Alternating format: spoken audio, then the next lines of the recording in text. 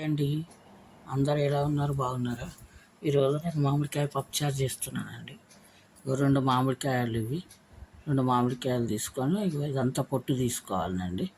పొట్టు తీసేసి అదంతా మంచిగా కట్ చేసి పెట్టుకోవాలి. గువ్వం అంతా తీసి కట్ చేసి అది ఉడకబెట్టుకోవాలండి. పప్పుచారుకు వాటర్ పోసి మంచిగా కడిగేసి వాటర్ పోసేసి ఉడకబెట్టుకోవాలి స్టవ్ మీద. ఇగో ఇట్లా కడిగేసి వాటర్ పోసి పెట్టిండండి స్టవ్ మీద. అవి ఉడికేటాకలో ఒక 2 కప్పుల కందిపప్పు చిన్న గ్లాస్ తోటి 2 గ్లాసులు పోసుకోవాలండి పప్పు.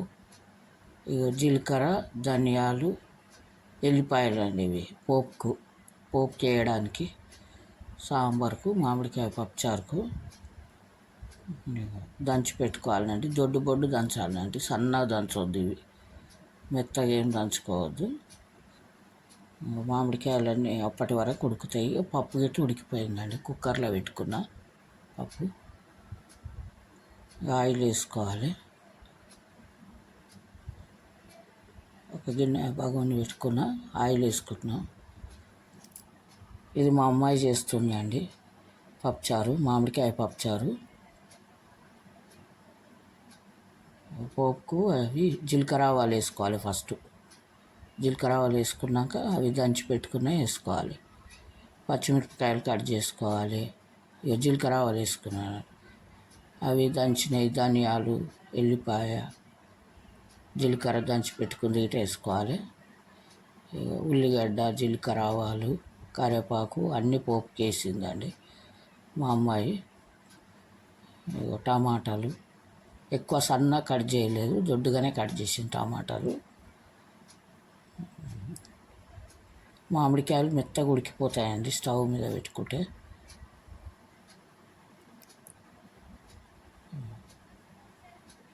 సాల్ట్ వేసుకోవాలి తగినంత, పసుపు, ఎల్లిపాయలు దంచేసినాం కాబట్టి అల్లం ఎల్లిగడ్డ వేయొద్దండి. నేను పలుచు పులుసు చేస్తానండి మామిడికాయతోటి. మా అమ్మాయి ఏమో పప్పుచారు చేయొచ్చు అని చేస్తుందండి. మా అమ్మాయి గిట పప్పుచారు బాగుంటుందంటే చేసింది మా ఇంటికి వచ్చినప్పుడు.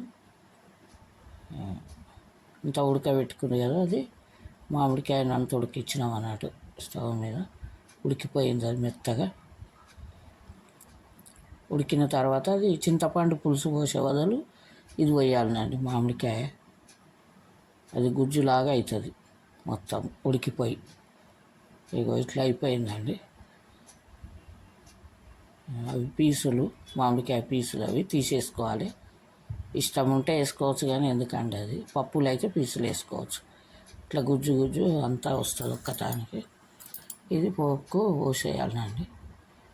పోసినాక మనకు తగినంత వాటర్ గిట్ట వేసుకోవాలి. మంచిగా కలుపుకోవాలి. ఇది చేయితోట ఇట్లా అంటే చల్లారిపోయినాక గుజ్జులాగా వస్తుంది. మనం చెంచాతోటి అయినా ఇట్లా రుద్దినట్టు అనవచ్చు. కొంచెం ఉడకకుంటే, మెత్తగా ఉడికితే అవసరమే లేదండి. కొంచెం వాటర్ గిట్ట పోసుకోవాలి. వాటర్ తోటే ఇక మసలాలనండి అది పప్పుచారు. మనం పప్పుచారు చింతపండు పులుసు లాగానే మసలాలి. ఈ పులుసు తినకంటే ఇది బాగుంటుందండి మామిడికాయతోటి. ఎందుకంటే ఎక్కువ చింతపండు తినొద్దు అంటారు కదండి. ఆ చింతపండు కంటే ఇదే మామిడికాయనే చాలా బాగుందంట. ఎవరైనా తినొచ్చట ఇది మామిడికాయ పులుసు.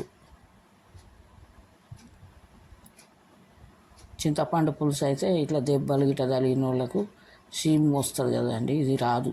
మామిడికాయ పులుసు అయితే ఎవరైనా తినొచ్చట, దెబ్బలు తాగిన వాళ్ళకైనా ఏం కాదట.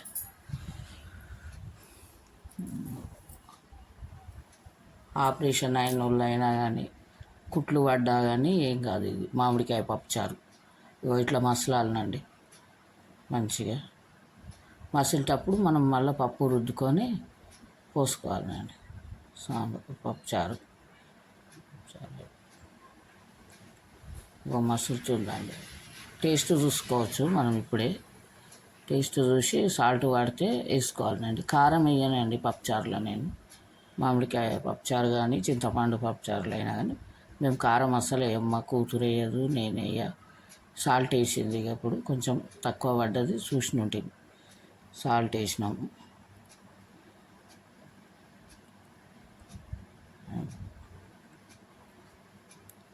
ఇప్పుడు పప్పు పోసుకోవాలండి. మసులుతుంది కదా, పప్పు వేసేస్తే అయిపోతుంది.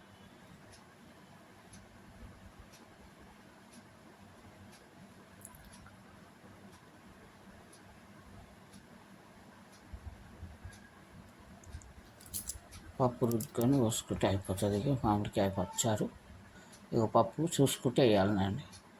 మేము 2 చిన్న కప్పుతోటి 2 పోసినానండి. సేమ్ మనం చింతకాయ పప్పుచారు లెక్కనే అవుతుందండి. ఇంకా బాగా టేస్ట్ ఉంటుంది మామిడికాయ పప్పుచారు అయితే.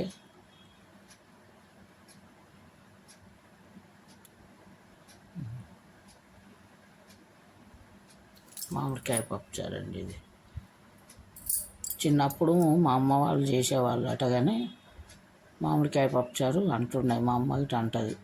పప్పుచారు కానీ పచ్చి పులుసు కట్టెల పొయ్యి మీద పొయ్యిలో వేసి అవి కాల్చేవారంట. మామిడికాయలు కాల్చి అవి అంత పొట్టు తీసేసి పిసికి పచ్చి పులుసు చేస్తుంటారు మా అమ్మ. ఇక అట్లా నాకు వస్తుందండి. ఇప్పుడు కట్టెల పొయ్యి లేవు కదా, అప్పుడేమో కట్టెల పొయ్యి మీద వేసి ఇప్పుడు స్టవ్ మీదనే కాలుస్తారు. చిక్కగా అయితే కొంచెం వాటర్ పోసుకోవాలండి. అయిపోతుందండి మామిడికాయ పప్పుచారు. మసలాలి బాగా. మసిలిన తర్వాత కొత్తిమీర వేసుకోవాలి లాస్ట్కి. ఫస్ట్ కరివేపాకు వేసుకున్నాం పోపుల్ని. మసులుతుందండి పప్పుచారు ఇప్పుడు.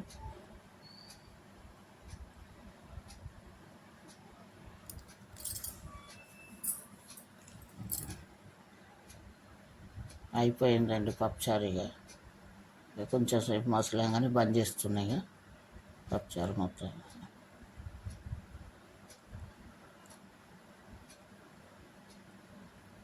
ఇందులో అన్నీ వేసుకోవచ్చు అండి. మునక్కాయలు ఇటు ఇష్టం ఉంటే మునక్కాయలు, దోసకాయ, మునక్కాయలు, సాంబార్ వేసినట్టే ఇక చింతకాయ పప్పుచారు. కొత్తిమీర వేసినామండి లాస్ట్లో. సేమ్ చింతకాయ పప్పుచారు లెక్కనే చేయాలి కానీ టేస్ట్ చాలా బాగుంటుందండి మామిడికాయ పప్పుచారు. నచ్చితే లైక్ చేయండి, షేర్ చేయండి, సబ్స్క్రైబ్ చేసుకోండి. ఒక్కసారి మీరు గిట్ట చేసి చూడండి మామిడికాయ పప్పుచారు. నేను చేసినట్టు చేసి చూడండి. మా అమ్మాయి చేసిందండి ఈసారి పప్పుచారు. చాలా బాగుంటుందమ్మా ఇది గిట చింతపండు కంటే ఇది గిట బాగానే ఉంది అని చేసిందండి. ఇది చూడండి, మీరు గిట చేసుకొని చూడండి. పప్పుచారు, మామిడికాయ పప్పుచారు ఇది చూడండి.